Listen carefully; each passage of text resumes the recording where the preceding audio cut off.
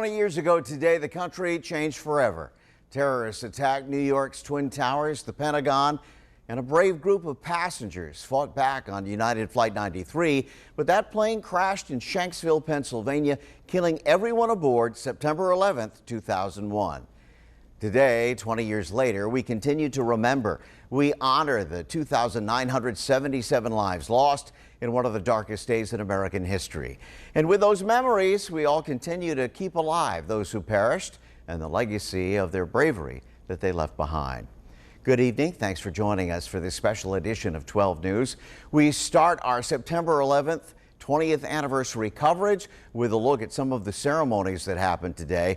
President Biden took time to make stops at the site of each attack. Camila Bernal has the story. A somber and difficult day here in New York City. 20 years ago, lives changed forever. And today, a nation united to remember the victims and to honor and stand with those family members who lost so much. Nearly 3,000 names read aloud. Charles F. Burlingame III. Accompanied by 6 moments of silence. On this 20th anniversary of the 9/11 attacks, solemn reminders of what the world lost that day. The moment of silence we just shared marks the very moment 20 years ago that American Airlines Flight 11 flew into the North Tower of the World Trade Center. My name is Mike Lowe, and my daughter Sarah Elizabeth Lowe was a flight attendant on that plane. In the shadow of the Freedom Tower, President Joe Biden joining former Presidents Barack Obama and Bill Clinton to remember the many lives lost and commemorate acts of heroism at the World Trade Center. In Arlington, Virginia, shared grief for those killed at the Pentagon. We remember them today for not only who they were, but what they could have become. And in Shanksville, Pennsylvania, former President George W. Bush honoring the passengers and heroes of Flight 93. These lives remain precious to our country and infinitely precious to many of you. Leaders, survivors, families, and everyday Americans commemorating the September morning that changed the world and the course of history. And at sunset, a tribute in lights. Behind me, 2 lights representing not only the Twin Towers, but also the unity and resilience of a nation. Reporting in New York, I'm Camila Bernal.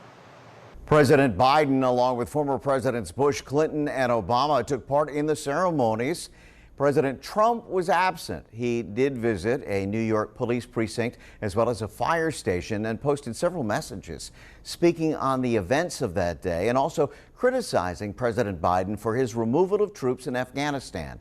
Here's his comments. For the great people of our country, this is a very sad day. September 11th represents great sorrow for our country. Many things were displayed that day, including, most importantly, the bravery of our police, fire, and first responders of every kind. The job they did was truly unbelievable. We love them and we thank them. It is also a sad time for the way our war on those that did such harm to our country ended last week. The loss of 13 great warriors and the many more who were wounded should never have happened. President Trump will be on TV later this evening. He's hosting a boxing match on pay-per-view. Here in Central Virginia, a number of events held today in memory of those who lost their lives on 9/11. The Virginia War Memorial rang a bell at a Patriots Day ceremony commemorating the 3 planes that went down that day.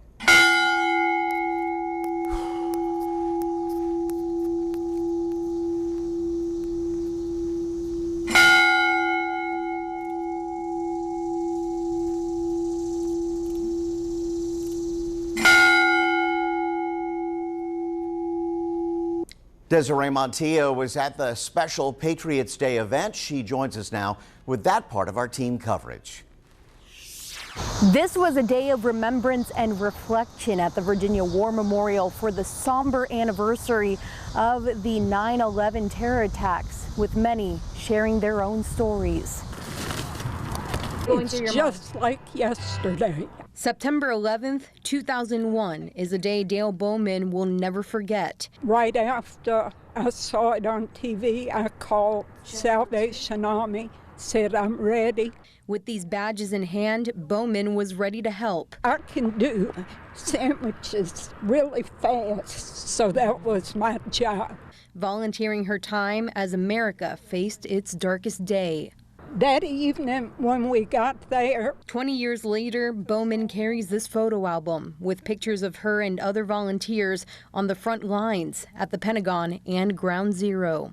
pain, it hurts my heart.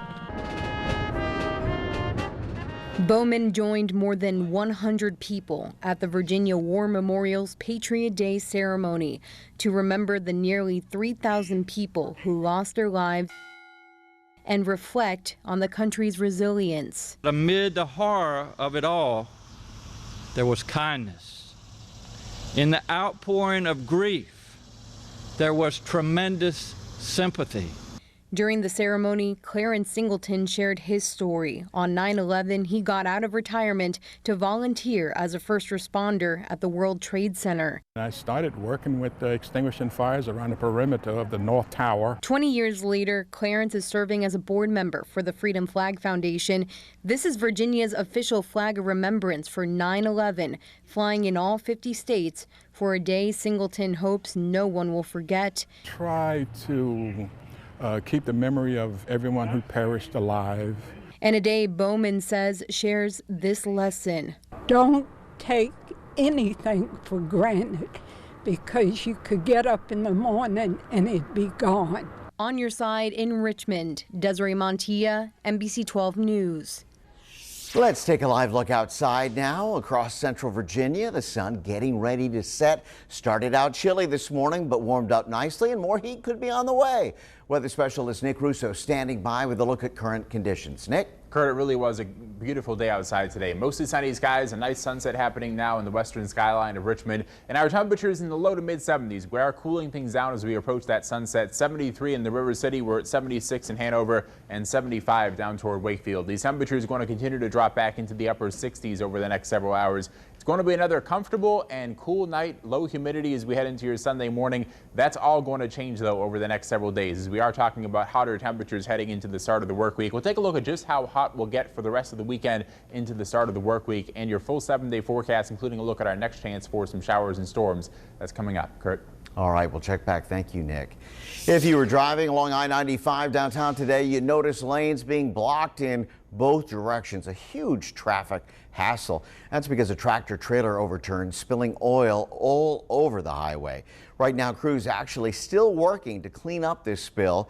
We're now learning what caused this crash. Police tell us at about 5:40 this morning, a car changed lanes in front of the trailer, and that caused it to crash into a Jersey wall and then flip.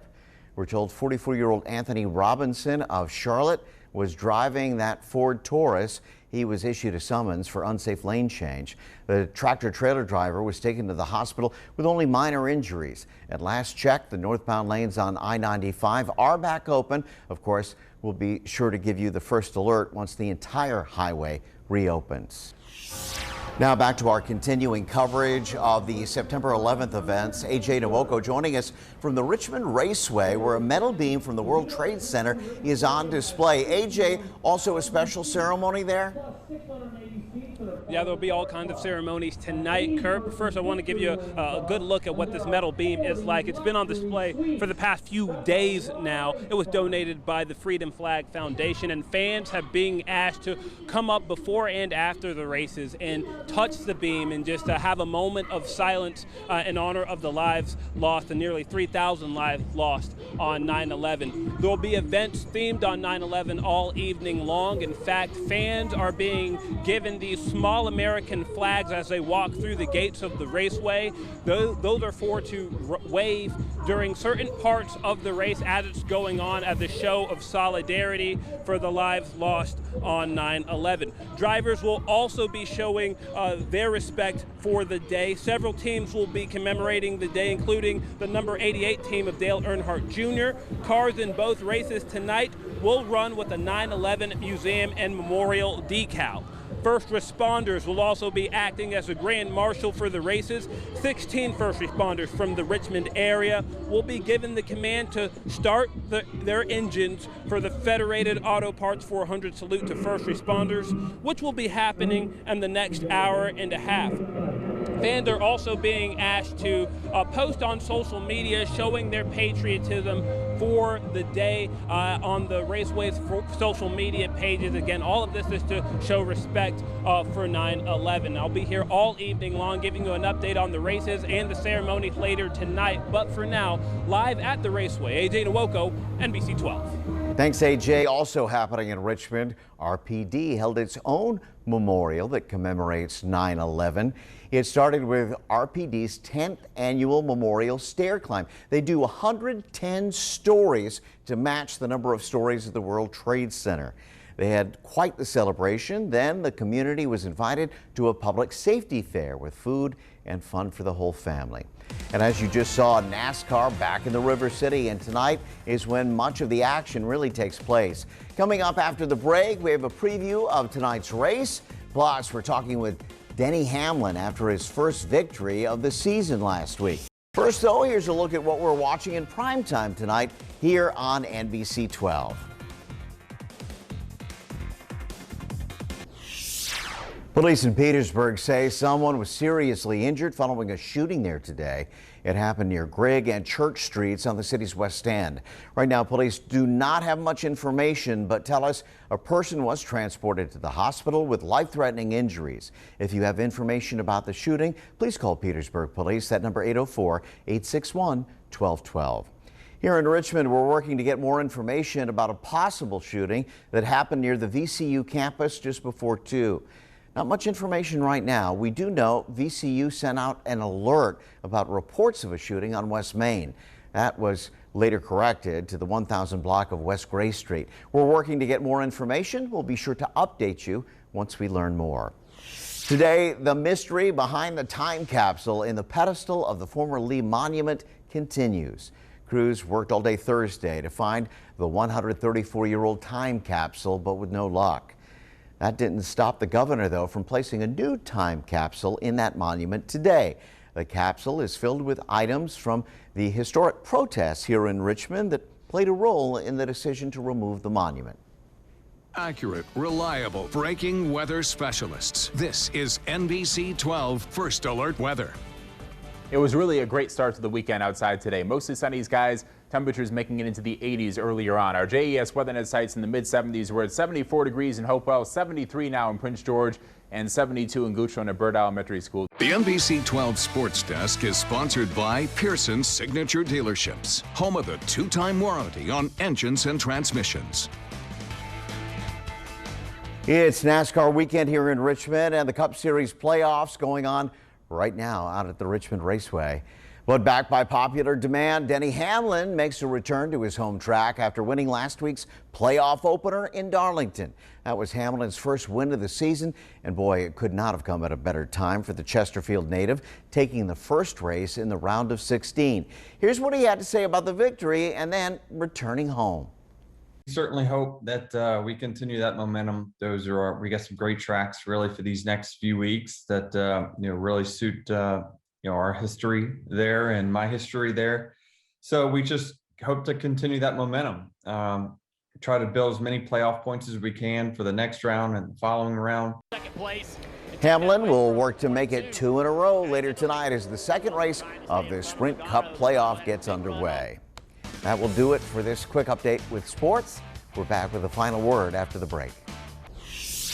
Today at the Pentagon, a special ceremony was held where a flag was unfurled on the side of the building.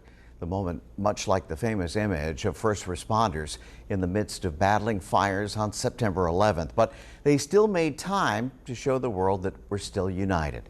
We'll close the show today with a look back on that day 20 years ago and a promise to always remember.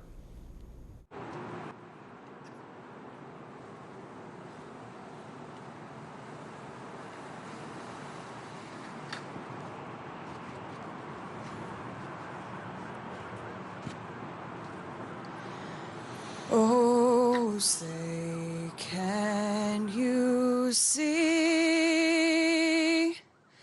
by the dawn's early light what so proudly we hailed at the twilight's last gleaming, whose broad stripes and bright stars through the perilous fight o'er the ramparts we watched were so gallantly streaming, and the rockets red glare, the bombs bursting in air, gave proof through the night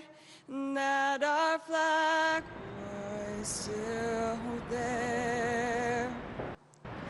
Oh, say does that star-spangled banner yet wave o'er the land of the free and the home of the brave. And our hearts certainly go out to anyone who lost a loved one on that terrible day. That does it for the news at 7. We're back tonight at 11 with more news, weather, and sports. See you then.